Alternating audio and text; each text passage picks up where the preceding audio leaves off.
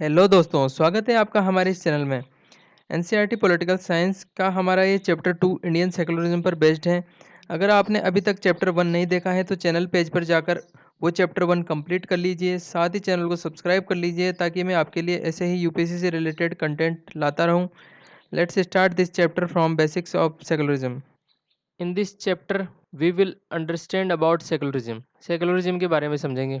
Imagine कीजिए आप हिंदू या मुसलमान हैं और आप अमेरिका के किसी ऐसे भाग में रहते हैं जहाँ पर क्रिश्चियन फंडामेंटलिस्ट ज़्यादा हैं, उनकी मेजोरिटी है वहाँ पर। सपोज कीजिए आपके पास अमेरिका की सिटीजनशिप है, फिर भी आपको कोई वहाँ पर रूम रेंट पर नहीं दे रहा है, कोई मकान किराए पर नहीं दे रहा है, तो आपको कैसा लगेगा? ऑब्वियसली बात है, आपको गुस्सा आएगा। और आप इसकी दो प्रकार से रिस्पॉन्स दे सकते हैं। फर्स्ट है, आप कह सकते हैं कि हिंदू और मुसलमानों की तादाद जहाँ पर ज़्यादा है वहाँ पर भी क्रिश्चियन के साथ इसी तरह का बर्ताव किया जाना चाहिए। फीलिंग ऑफ रिवेंज हो गया, ये तो एक तरह से बदले की भावना हो गई। सेकंड, आप रिस्पॉन्स ये दे सकते हैं कि डिस्क्रिमिनेशन नहीं होना चाहिए, इसके खिलाफ आवाज़ उठाएंगे, संघर्ष का रास्ता चुनेंगे। इतिहास में हमें धर्म के आधार पर भेदभाव, बेदखली और अत्याचार के अनेक उदाहरण मिलते हैं। Examples of discrimination in different country. First example है परसिक्यूशन का। परसिक्यूशन मतलब होता है उत्पीड़न करना, कत्लेआम करना। जर्मनी में हिटलर ने यहूदियों को धर्म के आधार पर लाखों की संख्या में मार डाला था। ये घटना बहुत फेमस हुई थी हॉलोकास्ट के नाम से। सेकंड एग्जाम्पल है एक्सक्लूजन का, बहिष्कार करना, किसी भी धार्मिक समुदाय का बहिष्कार करना। इजराइल में यहूदी अपने मुसलमानों और क्रिश्चियन के साथ अमानवीय व्यवहार करते हैं, उनका बहिष्कार किया जाता है वहाँ पर।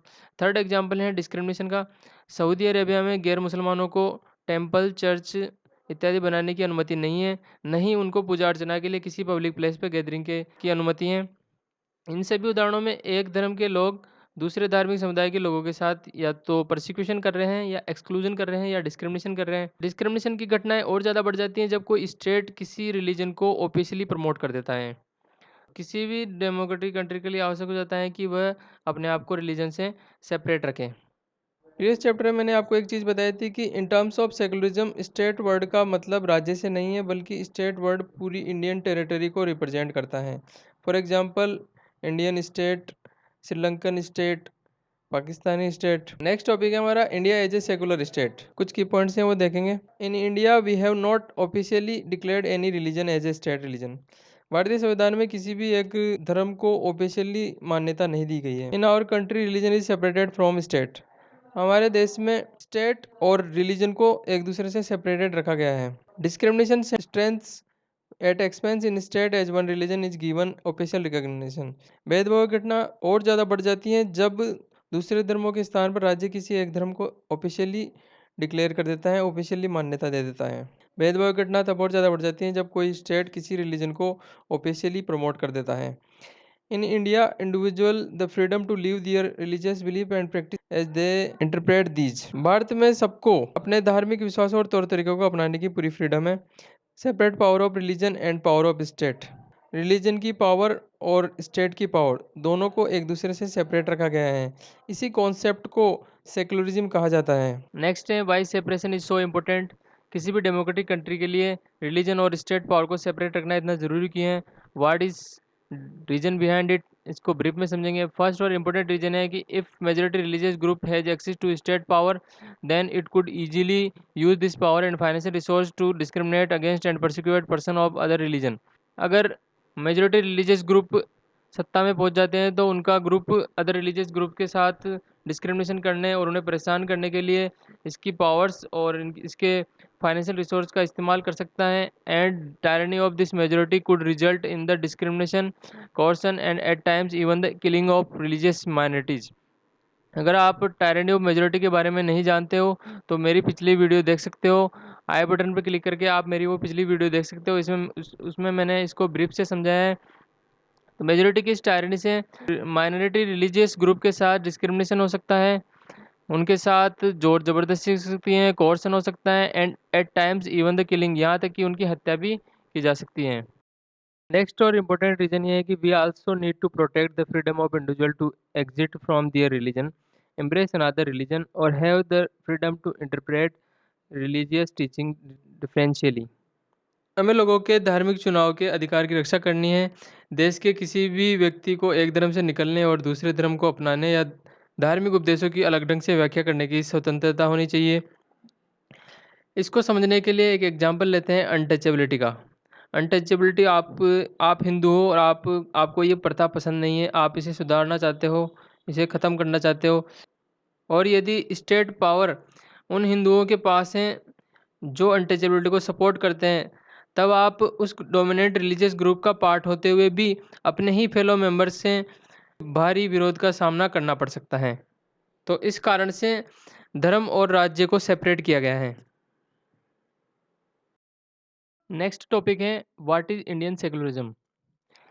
इंडियन कॉन्स्टिट्यूशन में कहा गया है कि Indian state be secular, Indian state secular state रहेगा और उसे कुछ ऑब्जेक्टिव्स को फॉलो करना पड़ेगा। फर्स्ट ऑब्जेक्टिव है that one religious community does not dominate another, एक रिलीजियस ग्रुप दूसरे रिलीजियस ग्रुप को डोमिनेट नहीं करेगा। सेकंड ऑब्जेक्टिव है that some members do not dominate other members of the same religious community, कुछ लोग अपने ही रिलीजन के अन्य मेंबर्स को नहीं दबाएंगे, उनका डोमिनेशन नहीं करेंगे। थर्ड ऑब्जेक्टिव है that the state does not enforce any particular religion not take away the religious freedom of the individual, state न तो किसी पर्टिकुलर रिलीजन को उन पर थोपेगा और न ही लोगों की रिलीजियस फ्रीडम को उनसे छीनेगा।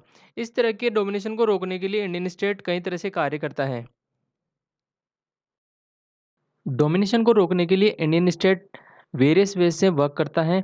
फर्स्ट वे है it uses A strategy of distancing itself from religion, ये अपने आप को रिलीजन से सेपरेट रखता है, अपने आप को रिलीजन से दूरी बनाए रखता है।